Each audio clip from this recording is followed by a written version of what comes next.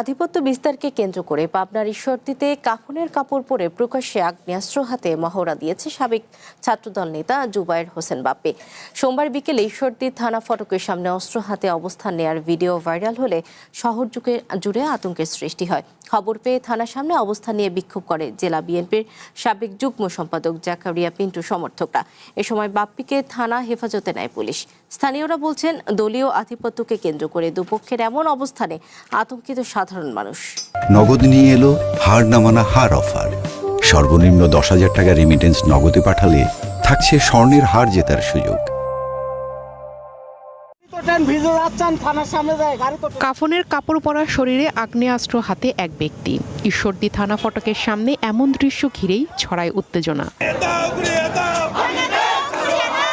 সোমবার বিকেলে জুবায়ের হোসেন বাপ্পি নামে সাবেক ওই ছাত্রনেতা মাথা ও শরীরে কাফনের কাপড় পরে নিজের লাইসেন্স করা আগ্নেয়াস্ত্র হাতে থানার সামনে অবস্থান নেন। প্রকাশ্যে অস্ত্র হাতে তার একটি ভিডিও সামাজিক মাধ্যমে ছড়িয়ে পড়লে মুহূর্তেই বিষয়টি নিয়ে আতঙ্কের পাশাপাশি তৈরি হয় রাজনৈতিক উত্তেজনাও। অন্যদিকে এ ঘটনাকে কেন্দ্র করে থানার সামনে অবস্থান নেন জেলা বিএনপির সাবেক যুগ্ম সম্পাদক জাকারিয়া পিন্টু সমর্থকরা। 4 ঘণ্টা ব্যাপী থানার সামনে অবস্থান নেয় তারা। তাদের অভিযোগ, রাজনৈতিক বিরোধের জেরে সামাজিক মাধ্যমে তাদের বিরুদ্ধে হুমকি দেওয়া হচ্ছিল। এরই ধারাবাহিকতায় প্রকাশ্যে অস্ত্র প্রদর্শন করে আতঙ্ক তৈরির চেষ্টা করা হয়। আমাকে হত্যা করার উদ্দেশ্যে যেহেতু সে এসেছিল, আমরা একটা অভিযোগ দেব।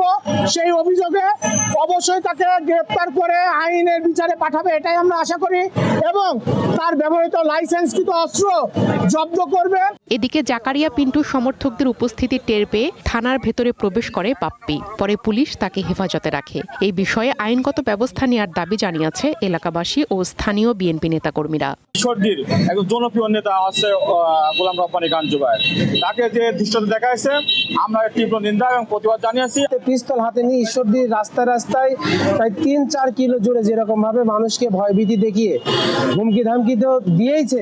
ঈশ্বরদীর সাধারণ মানুষকে সাথে করে নিয়ে আমরা দুর্বার আন্দোলন করব। সাধারণ মানুষ শান্তি চাই, সেজন্যই আমরা আজকে এই আইনের আশ্রয় নিতে বাধ্য হয়েছি।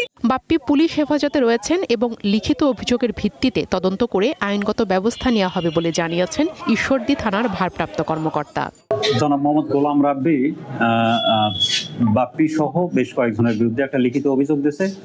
আমরা অভিযোগ হাতে পেয়েছি। এই অভিযোগের বিচার বিশ্লেষণ এবং সত্যতা যাচাই সাপেক্ষে এই অভিযোগ সংক্রান্ত ব্যবস্থা নেওয়া হবে।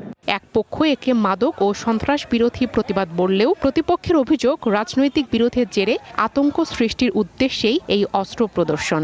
তদন্তে ঘটনার প্রকৃত কারণ ও প্রেক্ষাপট স্পষ্ট করার দাবি স্থানীয়দের। One national desk.